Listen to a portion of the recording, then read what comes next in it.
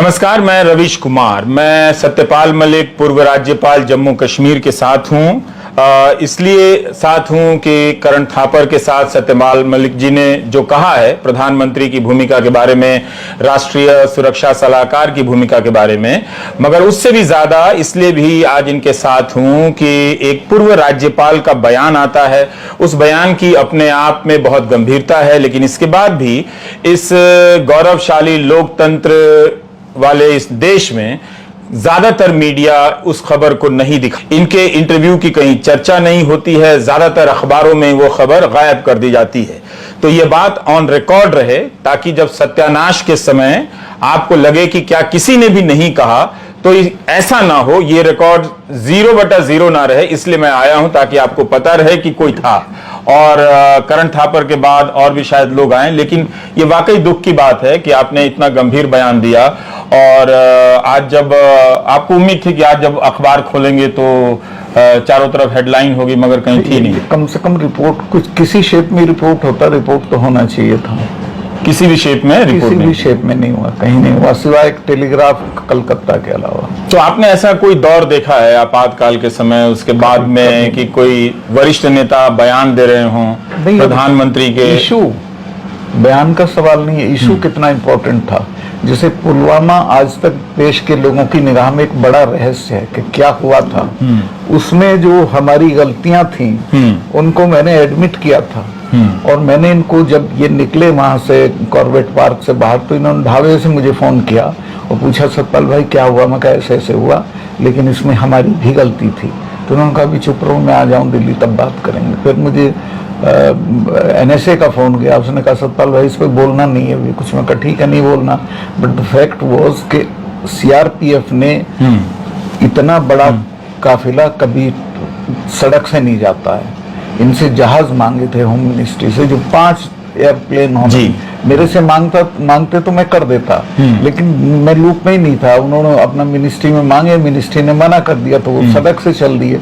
फिर उसमें और हमारी कमियां थी, जिसमें जहां से ये घटना हुई, जहां वो गाड़ी घुसी थी, वो 10 किलोमीटर के स्ट्रेच पे 8-10 लिंक रोड उसमें आके मिलती हैं। हर जगह कहीं भी that was not being man, कहीं जिप्सी नहीं थी, कोई रोकने वाला नहीं था, कोई ले जाओ अंदर घुस जाओ।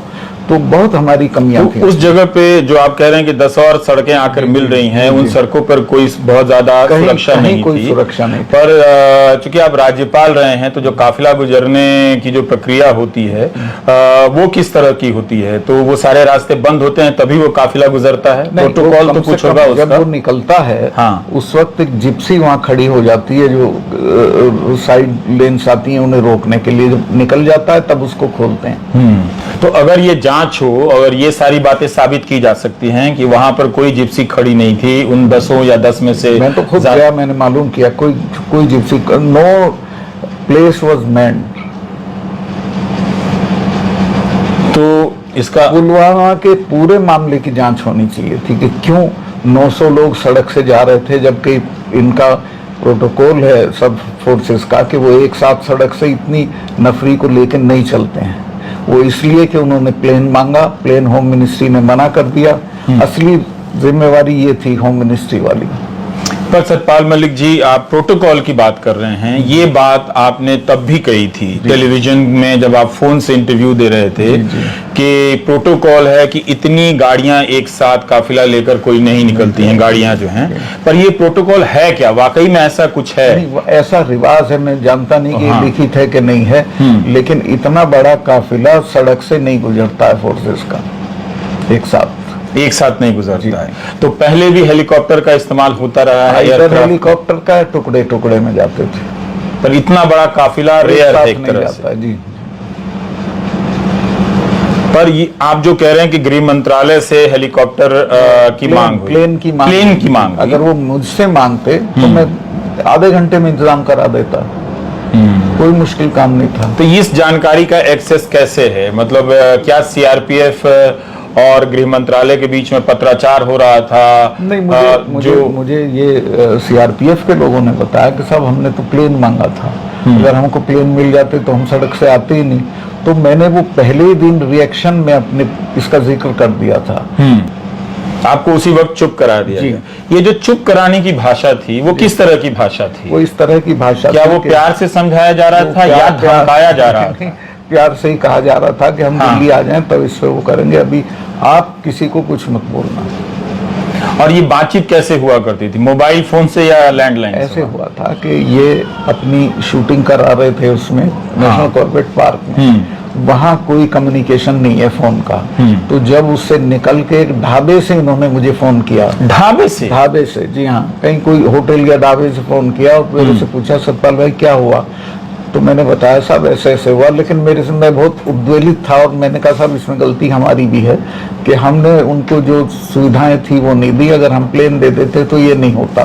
तो मुझे कहा गया कि अभी इस पे चुप रहो, मैं दिल्ली आ जाऊं तब बात करेंगे। पर मलिक साहब, आपका अपना आप एक राजनेता हैं, सक्रिय राजनेता हैं, सोचने समझने वाले हैं।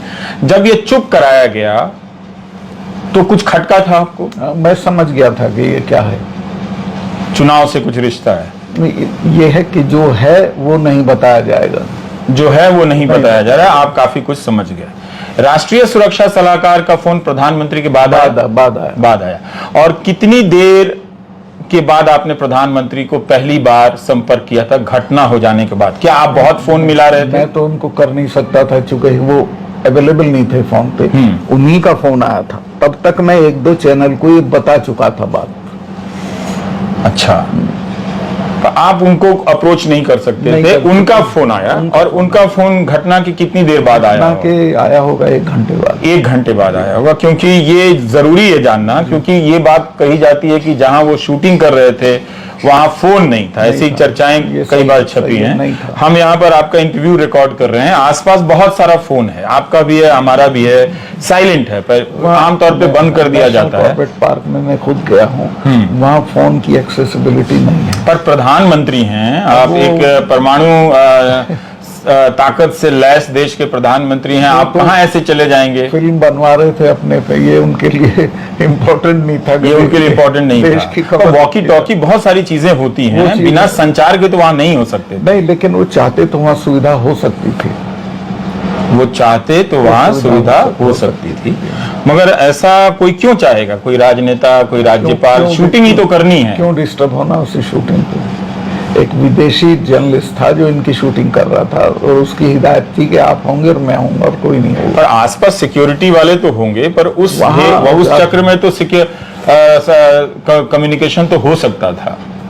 अब मैं नहीं जानता वहाँ क्या थी, वहाँ आप नहीं जानते हैं, पर आपकी बातों से मुझे लगा कि काफी कुछ जानना चाहिए, कॉल डिटेल से जानना चाहिए कि कब फोन आया है, उन्होंने कितनी बार फोन किया था? मुझे एक ही बार किया बाहर निकलने के बाद, और उसके बाद इस मसले पर आपसे कोई दोबारा कोई बात ही चीत नहीं? तो आके इन्होंने जो अपना स्टैंड लेना था वो ले लिया और मैं समझ गया कि ये, तो मैं चुप हो गया। और आपसे कोई फिर बातचीत नहीं हो रही थी? ये शहीदों के जो पार्थिव शरीर दिल्ली लाए जाने थे, उस प्रक्रिया में भी आपसे कोई बात नहीं कर रहा था? मैं था उसमें, राजनाथ जी गए थे उनको लास्ट वो देने के लिए कंधा, उसमें मैं उनके साथ था कॉफिन को कंधा देने में। और घटना के बाद आपको पता चला कि 5 जहाज की मांग हुई थी गृह मंत्रालय? घटना के तत्काल बाद मुझे पता चला। लेकिन हम इसीलिए मैं रिएक्ट भी कर गया जब मेरी इनसे बात हुई। इन्हें पता चल गया होगा कि मैंने कुछ कहा, वो NSA ने बताया होगा कि मैंने इस तरह का कुछ कह दिया, तो उन्होंने कहा नहीं अब चुप रहिए इस पर। पर सतपाल जी, एक सवाल है, मैं फ्रंटलाइन पढ़ रहा था, जो 1 साल बाद, घटना के 1 साल बाद उनकी रिपोर्टिंग है, और उसमें लिखा है कि 1 साल तक पड़ताल के बाद उन्होंने ये खबर लिखी है। उसमें है कि 13 फरवरी तक, मतलब जनवरी से लेकर 13 फरवरी तक 11 बार इंटेलिजेंस की इनपुट थी कि आतंकी हमला हो सकता है इस तरह का, और लास्ट इनपुट जो है वो 13 फरवरी का है।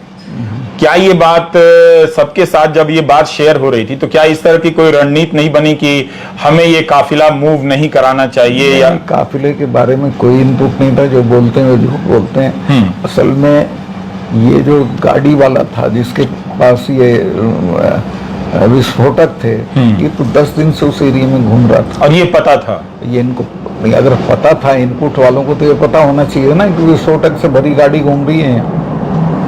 और ये पता था तो फिर हर लिंक रोड मैन क्यों नहीं थी?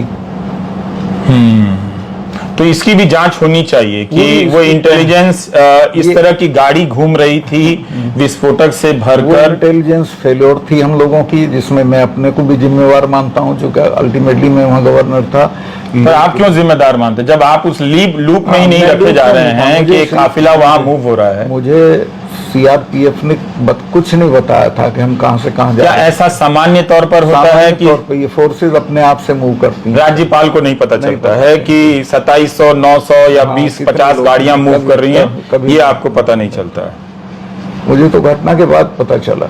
पर फ्रंटलाइन की खबर में एक बात और है, छोटी सी सूचना है कि 13 फरवरी तक इंटेलिजेंस के इनपुट आ रहे हैं कि आतंकी हमला हो सकता है, और 13 फरवरी को जम्मू कश्मीर पुलिस में फेरबदल होता है। अवंतीपुरा के एसपी को मोहम्मद जायद को हटाया जाता है। पर ये क्या कुछ इसको जोड़कर देखा जा सकता है? नथिंग, कुछ को तो इसमें नहीं। मुझे पता होता अगर कोई रीजन होता। पर ये फेरबदल किसके कहने पर हुआ होगा? इसमें कौन होता? गवर्नर की भूमिका होती है। फेरबदल की गवर्नर को जानकारी होती है, लेकिन होता है ये पुलिस के लेवल पे। पुलिस के लेवल पे होता है। पुलिस को भी इस सिलसिले मुझे नहीं लगता कि लूप में रखा गया था। सीआरपीएफ, आर्मी, ये सब लोग अपना वहां